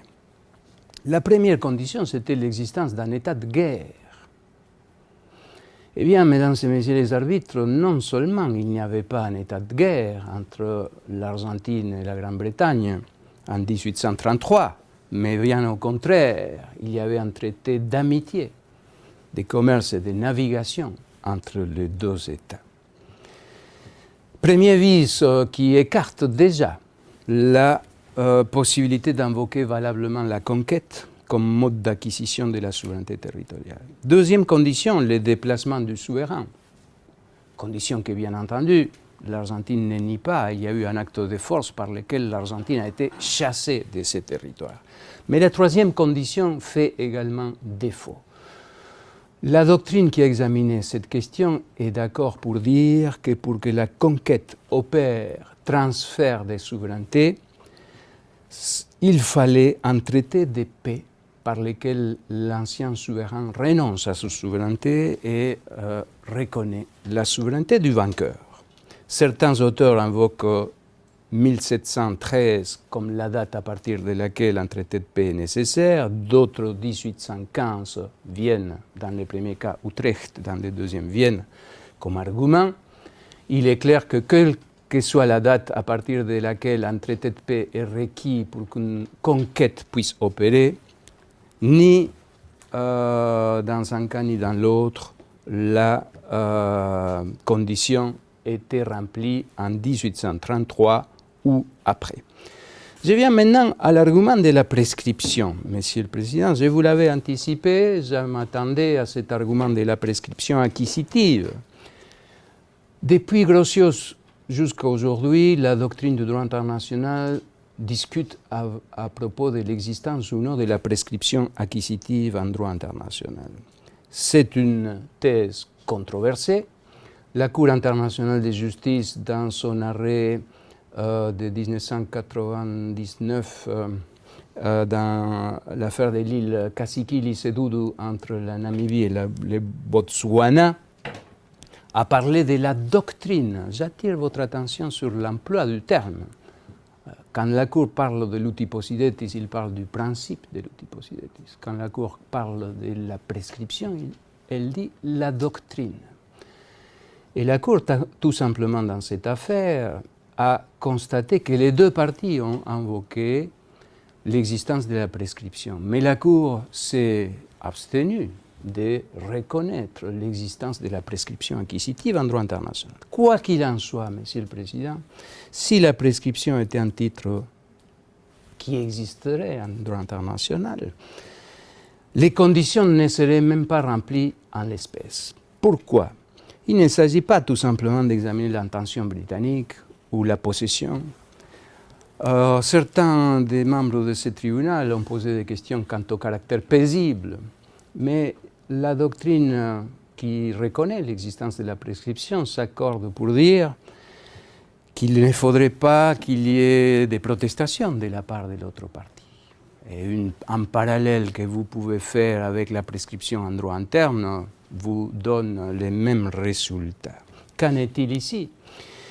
L'Argentine a protesté, le Royaume-Uni, de manière constante, s'est refusé d'accepter d'entrer en matière. C'est une manière curieuse d'invoquer la prescription. C'est tout simplement l'argument de la force.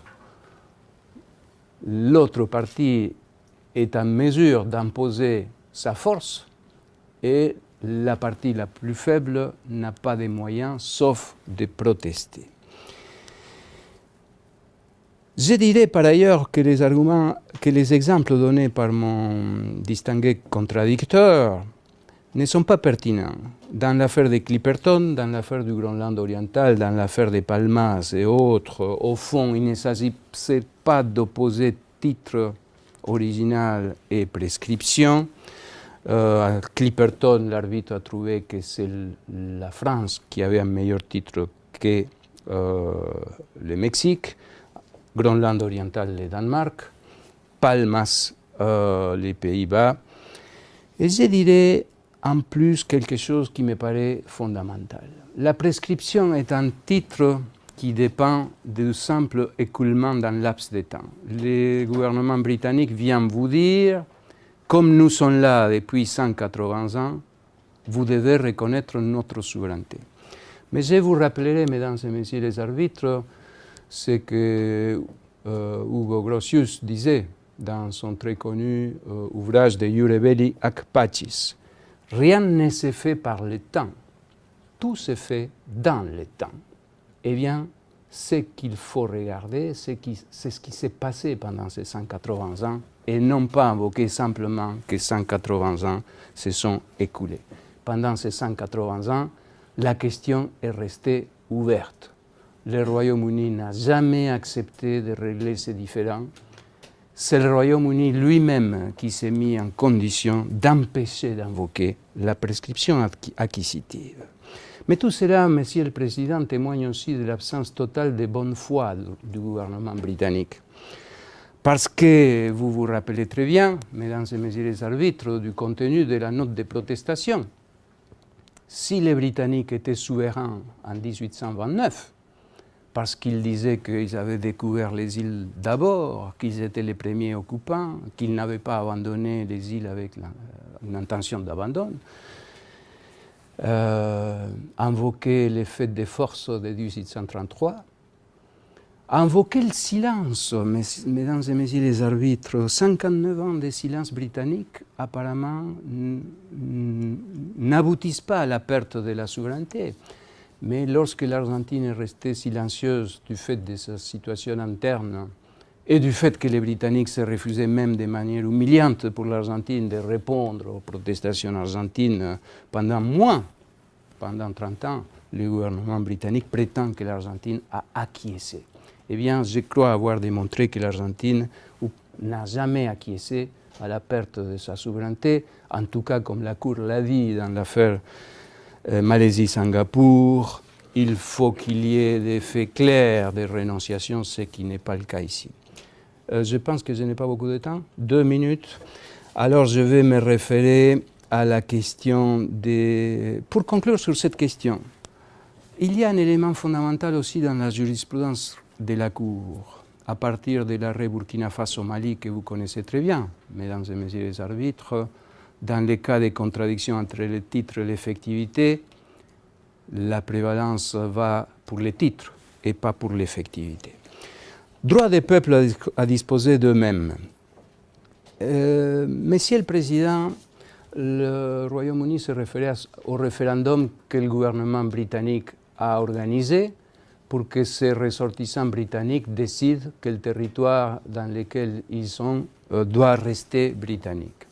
Sur la population britannique qui a participé à ce référendum, je peux vous dire, la plupart des participants à ce référendum ne sont même pas nés aux îles Malouines. Je sais qu'il y a des habitants qui sont là depuis plusieurs générations, mais aujourd'hui ils sont devenus minoritaires. Et pour pouvoir voter à ce référendum, il fallait être citoyen britannique.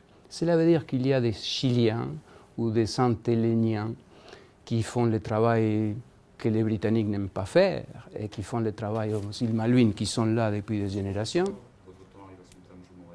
D'accord, j'ai fini simplement en vous disant que ce que vous devez décider, mesdames et messieurs les arbitres, n'est pas simplement indifférent entre deux États. Vous devez également décider, en fin de compte, sur ce qui doit prévaloir dans les relations internationales. Votre choix est donc entre la primauté du droit ou la force. Je vous remercie, Monsieur le Président. Merci, Monsieur le Professeur. Nous allons à présent vous poser quelques questions. Je vais donner la parole à Madame l'arbitre Hainaut.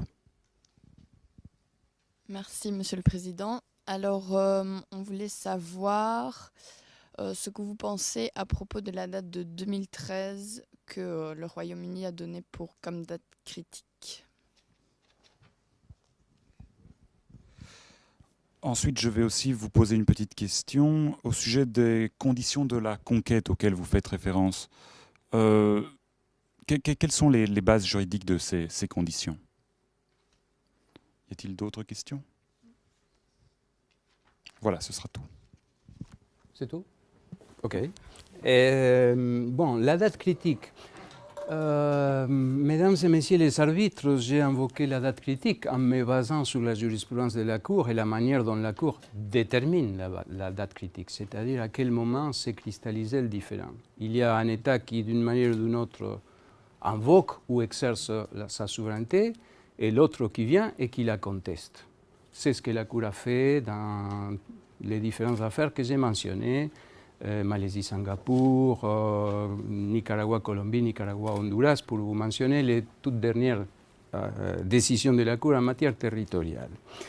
Et manifestement, le Royaume-Uni, essayant de faire prévaloir la force de sa possession, veut repousser la date critique jusqu'à aujourd'hui, pratiquement. Mais cela est contraire à la pratique de la Cour pour la détermination de la date critique. Je dirais que je peux accepter que certains arguments doivent être évalués même au-delà de la date critique. Si le Royaume-Uni veut invoquer le droit des peuples à disposer d'eux-mêmes, ou un acquiescement qui s'est produit hier, par exemple, effectivement, pour ces éléments-là, on ne doit pas garder de manière absolue la date critique de 1829. Mais, comme je l'ai dit, ni le principe d'autodétermination est applicable, ni aucun fait d'acquiescement a été invoqué par les Britanniques en 2013 ou préalablement. Donc c'est la raison pour laquelle je soutiens fermement qu'afin d'établir qui a souveraineté, essentiellement, si on veut appliquer la bonne foi dans les relations internationales, il faut s'en tenir, il faut se tenir à ce que les partis ont vraiment invoqué quand ils ont revendiqué pour la première fois les uns par rapport aux autres la souveraineté territoriale. En ce qui concerne la deuxième question, celle de la conquête et quelles sont les bases juridiques de ce que j'ai affirmé. Vous savez très bien, mesdames et messieurs les arbitres, que dans les cas d'ouverture des hostilités et des changements de contrôle territorial, il existe une institution très importante en droit international qui ne date pas d'aujourd'hui ni de 1949, qui est celle de l'occupation militaire.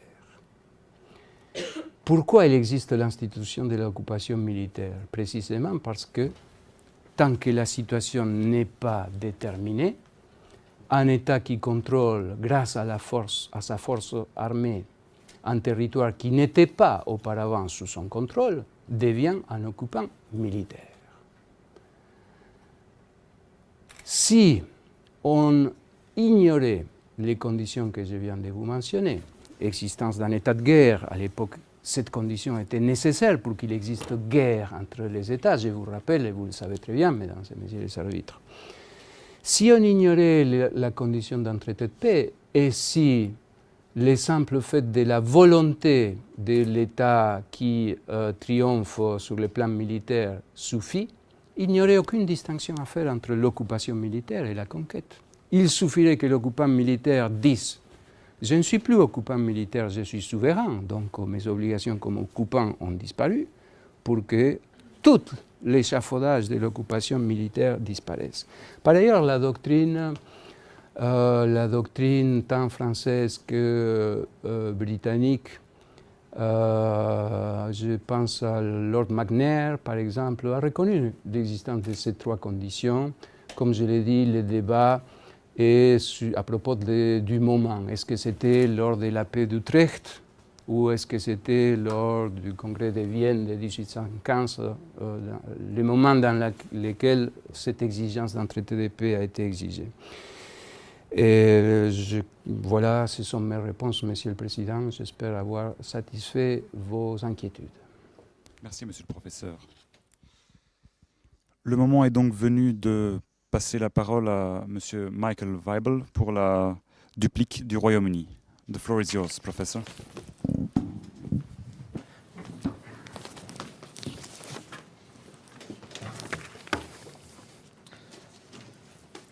Mr. President, members of the tribunal. Argentina has accused the United Kingdom of bad faith. Now, the United Kingdom regards this as an extraordinary assertion, given that the United Kingdom, it bears reminding, has been in lawful possession, continuous possession of the Falkland Islands for a period of over 150 years. And the United Kingdom has voluntarily submitted itself to this dispute resolution process, to this arbitration, in contrast to Argentina, which tried to retake the islands by military force in 1982. So it isn't by no means clear that it is the United Kingdom who has exercised, at some point over the long history of this dispute, bad faith. The United Kingdom also takes issue with the position taken by my distinguished friend that the UK relies exclusively on conquest. That is one, as I have laid out, one of the three bases on which the United Kingdom claims that it has title to the Falkland Islands. And it suffices that the United Kingdom succeeds on any of these three bases. And as I've also elaborated, I will come back to that question of self-determination, that is fundamental to the present case.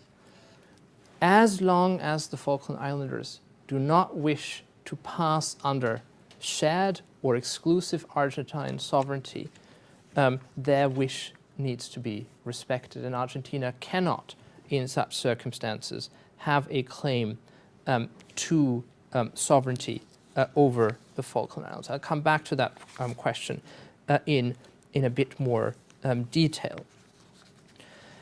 The United Kingdom has not, contrary to what my learned friend has argued, abandoned sovereignty over the Falkland Islands. As I've mentioned before, the United Kingdom has only temporarily ended its presence on the islands, leaving a plaque that, and it was said at the time, it was inscribed in a piece of wood, that all nations should be aware that the United Kingdom continues to claim sovereignty in respect of the Falkland Islands.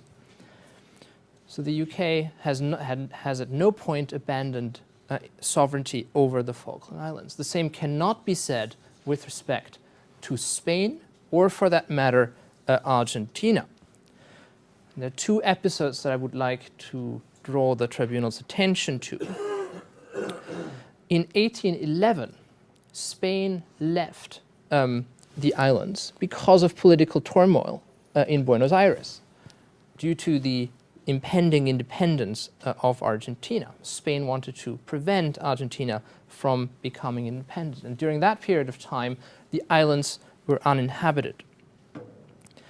It was only in 1820 that Argentina returned to the islands, but for a temporary period, and the islands remained uninhabited and without government. So the period during which Argentina was on the islands was very brief. It was a few years in the 1820s. And then in 1833, Argentina withdrew without fighting after the UK arrived again on the islands. And since then, and that is fundamental for the UK's case, on acquisitive prescription, the United Kingdom has been in continuous peaceful and public actual possession of the islands. The United Kingdom also disputes that the principle of uti possidetis has any relevance in this case, because uti possidetis requires only operates when you have a change in sovereignty, and this was not the case here at the relevant point in time. The United Kingdom also did not recognize Argentina at the relevant time. Argentina has at no point prior to being recognized by the United Kingdom been in actual possession of the Falkland Islands. It was Spain, if anything, but that is not conceded by the United Kingdom, that had such possession, but for brief periods of time. In conclusion on this point, whatever effectivité Spain may have had in the distant past, perhaps in medieval times, though the evidence on this is by no means conclusive, or that Argentina may have had, they pale in comparisons with the effectivité of the United Kingdom, especially if we look at the last 200 years. On this basis alone, the UK has a very strong title to sovereignty in respect of the Falkland Islands. And I would like to expand more on the UK's position in respect of self-determination. Now, my learned friend has very eloquently argued that the right of self-determination does not apply in respect of the Falkland Islanders. With great respect, the United Kingdom disagrees. There is a fundamental contradiction at the heart of Argentina's case. And this is important for the United Kingdom's final submission in respect of self-determination.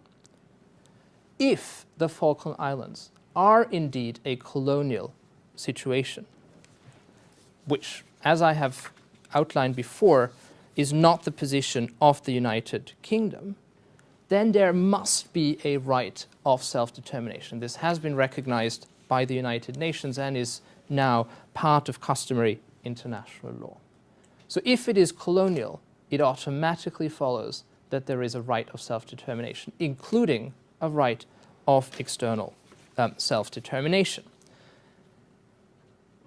And that's the second critical leg of our submissions on this point, the Falkland Islanders have made it crystal clear where they see their future. They see their future with the United Kingdom, unfortunate as it may be for Argentina, not with Argentina. Whatever the precise motives of the Falkland Islanders may be, they have expressed themselves in a democratically organized referendum in accordance with international norms. And that voice of the Falkland Islanders needs to be respected. It would be dangerous to draw artificial distinctions between smaller groups that are not entitled to a right of self-determination, to deny them that fundamental right and grant that right only to large populations.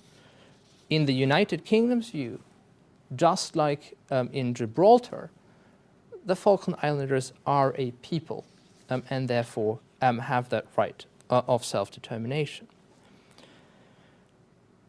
If the Falkland Islands are not in a colonial context, then there is no right to self-determination.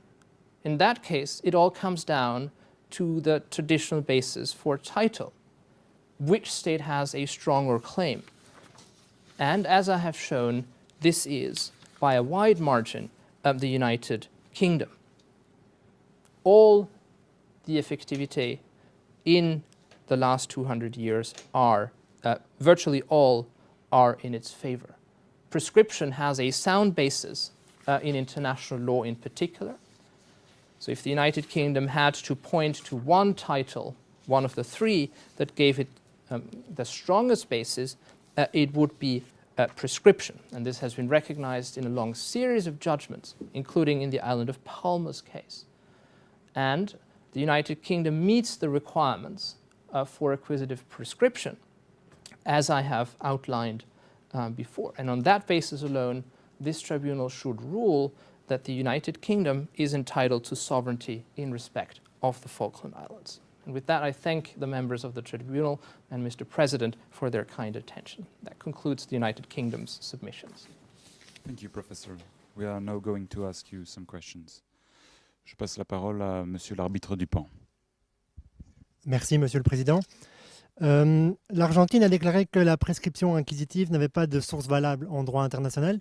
Pourtant, le Royaume-Uni continue de baser son argument sur la prescription inquisitive. Donc, quelles sont, pour le Royaume-Uni, les sources de cette prescription? Merci.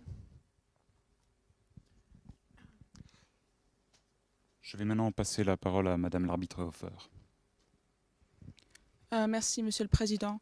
I have a small question regarding the United Kingdom's attitude towards the argument of self-determination. Because based on the facts that we have on the conflict between Argentina and the United Kingdom only suggested self-determination as an argument in the 1970s. And I was wondering if it would be possible for the United Kingdom to explain this. Thank you. Il n'y a pas d'autres questions? That's it. Thank you. Could I just clarify the first question? Is that about whether acquisitive prescription has a basis in international law, or is it about the conditions?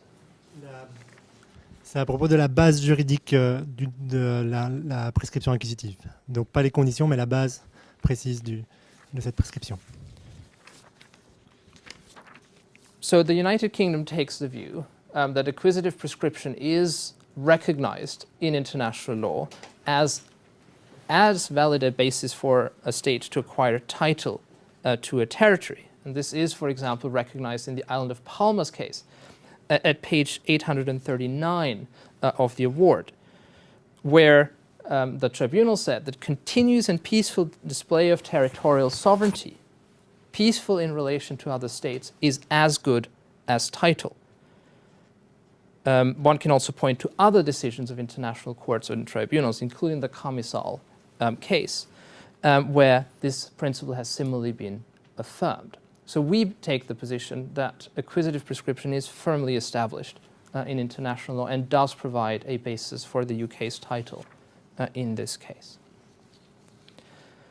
With respect to this, the second question, this is a question that pertains again more to the political branches of my government, and I'm not fully briefed to answer Your Excellency's question on this point. But if I had to speculate, of course the right to self-determination is not a right that has existed for a very long time in international law, and it is during the 1960s and 1970s that that right has first emerged. And as soon as it has become part of customary international law, the United Kingdom has been at the forefront of giving effect to that right of self-determination in a variety of circumstances, as I have explained, both in cases where this has potentially adverse consequences for the interests of the United Kingdom and where this may be in the interest of the United Kingdom.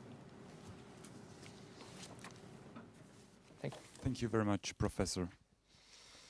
Ceci nous amène donc à la fin de cette audience consacrée aux plaidoiries des parties. Le tribunal tient à remercier les conseils des parties pour l'assistance qu'ils ont apportée à ce tribunal par leurs exposés oraux. Le tribunal se retire à présent pour entamer sa délibération. Les parties seront informées de la date à laquelle le tribunal donnera lecture de sa sentence.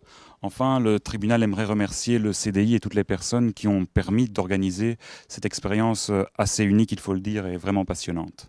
Merci. La séance est levée.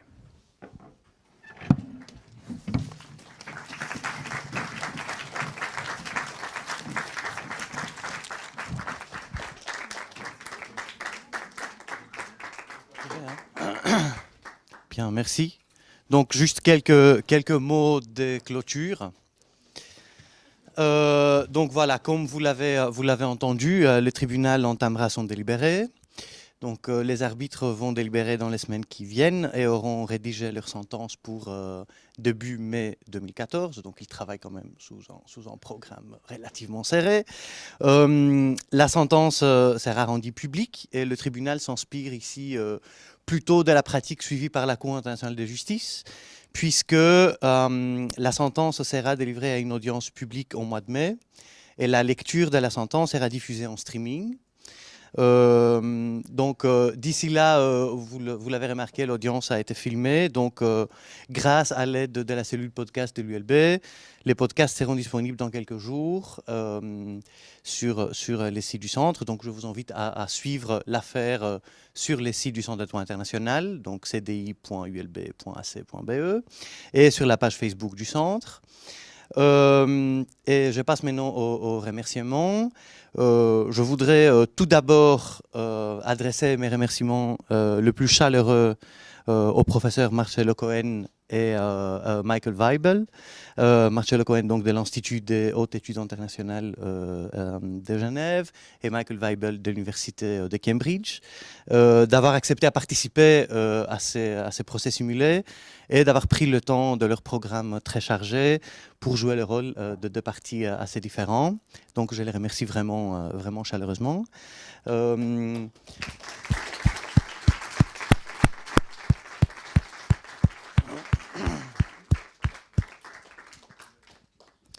Donc, je voudrais aussi remercier tout particulièrement les personnes de la cellule podcast de l'ULB pour leur soutien dans les aspects techniques dans la réalisation de cet événement.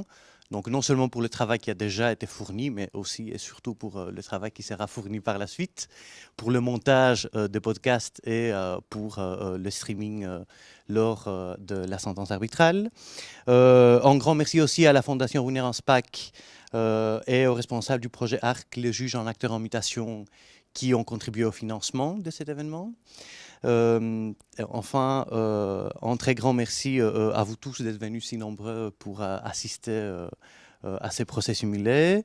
Et évidemment, un très très grand merci aux étudiants qui se sont livrés à cet exercice avec passion et enthousiasme, et qui ont, je trouve, si bien joué le rôle des arbitres. Donc je vous invite à les remercier et à les applaudir.